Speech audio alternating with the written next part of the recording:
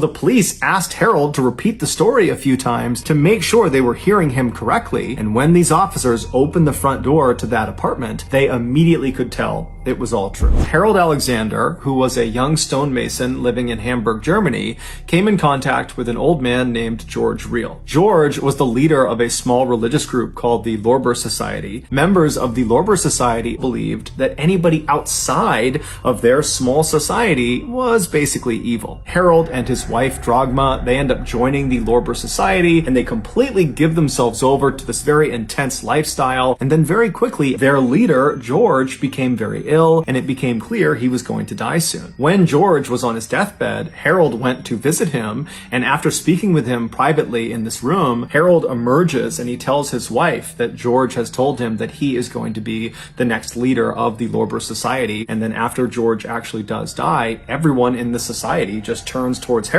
Over the next few years that Harold was in charge, he began introducing a new concept to the members. He would continuously tell them that they needed to be ready for when the next prophet of God returned to the earth. Harold told his members that when this happened, one, Harold would know immediately and he would tell them, and two, whatever this prophet wanted, no matter how confusing or crazy or terrible, they had to do it without question because this was God's will. Roughly a year or two after Harold has taken over the Lorber Society, he and his wife, Dragma, have their second child. It's their first boy, and they name him Frank, and as soon as this child is born, Harold looks at him and determines that this boy, his son, is the prophet they have all been waiting for. He tells his wife and he tells the members of the Lorber Society that his son, Frank, is the prophet of God, and everyone across the board completely accepts it. As the prophet, Frank, grew up, he was shamelessly worshipped and waited on 24/7. This had a profound impact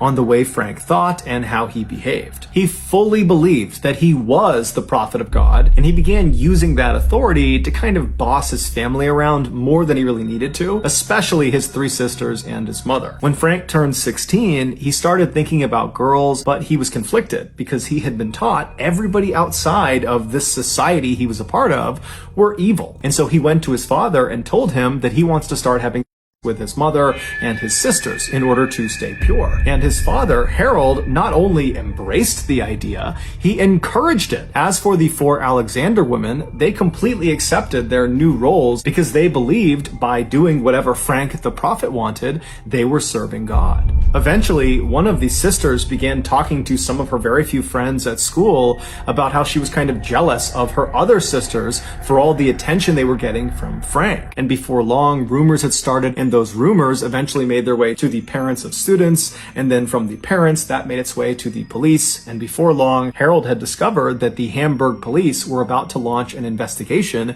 into his family. Harold also discovered that members of the Lorber Society, they had heard about these rumors as well, and they had their own suspicions already, and they were not on board. They were very clearly starting to distance themselves from Harold and his family, and so it was pretty clear to Harold he and his family were no longer welcome in Hamburg.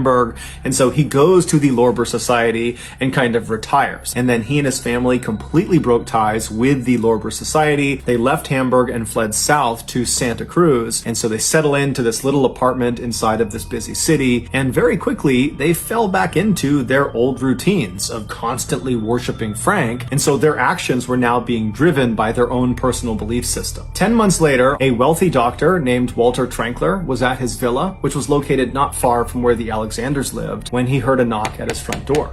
When he opened the front door, he saw there were these two men who he didn't recognize, who were covered in what looked like mud, but in order to be polite, he kept the door slightly open and said, hey, how can I help you guys? And the two men would introduce themselves as Harold and Frank Alexander, and they were there to speak with one of their family members, Sabine. Sabine was one of Frank's two younger sisters, and she worked for the doctor as a housemaid. He just kind of took their request at face value and said, hold on, let me go get her. He finds Sabine, this 15-year-old girl, and he tells her that your father mother and your brother are waiting for you outside." She walks out of the kitchen with the doctor, and as they're walking towards the front door, the doctor stops about 10 or 15 feet away from the front door to kind of allow Sabine to walk up and have a semi-private conversation when he overhears the father, Harold, say something truly horrific to his daughter. It was so shocking that the doctor stopped what he was doing, turned, and looked directly at Sabine to see how she was going to react to what she just heard. But to the doctor's absolute shock, Sabine didn't break down and start crying or start screaming out in pain or anguish. Instead, she reached out and grabbed her father's muddy hand and pressed it to her cheek and said, "I'm sure you did what was necessary." And then the two embraced. The doctor stood there totally shocked, and then he just kind of blurts out, "Hey, I'll be right back, stay right there." And then the doctor turned around and darted out of the front hall into another room where he barricaded himself inside, and then he called the police. When the police showed up just a few minutes later, they rolled into the front lot, and they saw Harold, Frank, and Sabine were still just casually standing in the front doorway. The police get out of their car, they walk up to the trio, and they say, "What's going on? What are you doing here?" And Harold very calmly and casually tells one of the officers the same horrible thing that the doctor overheard him saying to Sabine. Except this time, Harold specified to the officers where this horrible thing took place. He said it happened inside of their apartment. The police were shocked at Harold's candidness and the fact that his two kids are just totally detached and very calm, as if nothing their father is saying is having any effect on them. And so the police asked Harold to repeat the story a few times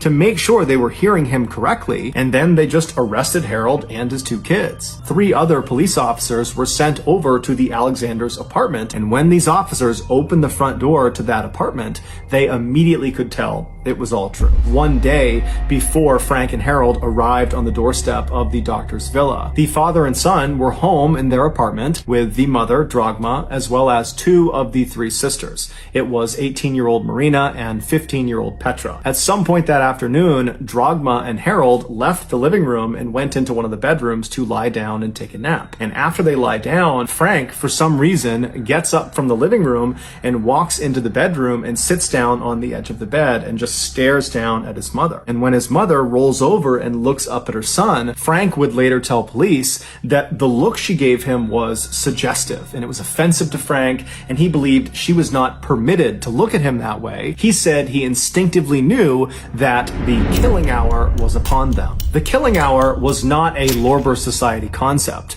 It was something that Frank and most likely Harold had come up with, and the rest of the family had totally accepted. According to Frank and Harold, women were impure, and the only way to purify them was to murder them. And so it was just fundamentally understood in the Alexander household that at some point, Frank was going to declare that the killing hour was upon them, and when that happened, all the women in the household were told to stop what they were doing and wait for Frank to sacrifice them. So after Frank has seen this offensive look on his mother's face, he now feels like the killing hour is upon them, and so he literally announces it to his mother and to his father, who's right next to her, and then Frank grabs a nearby wooden coat hanger. Now his mother, she's heard that the killing hour is upon them, and so what does she do? She follows the rules and lays flat and still so Frank can more easily kill her. Harold excitedly leaps out of the bed, doesn't try to stop what's going on.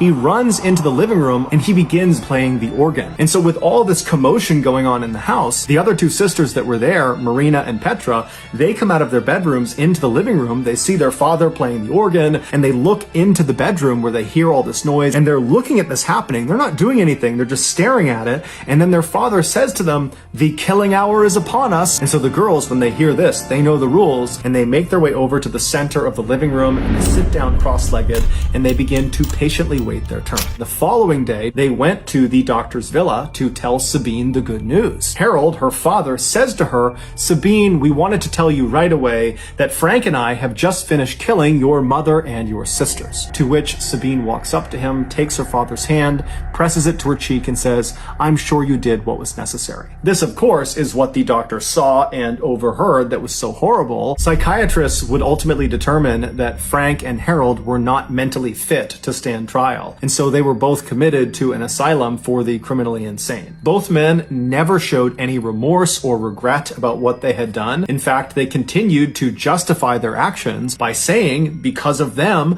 these 3 women got to go to heaven. As for the one surviving daughter, Sabine, she pleaded with authorities to let her go live with her brother and her father in this asylum, but they rejected this request and sent her to live in a convent, which is a building that nuns live in. Roughly 20 years after Frank and Harold were put into this asylum, they managed to escape, and they were never caught.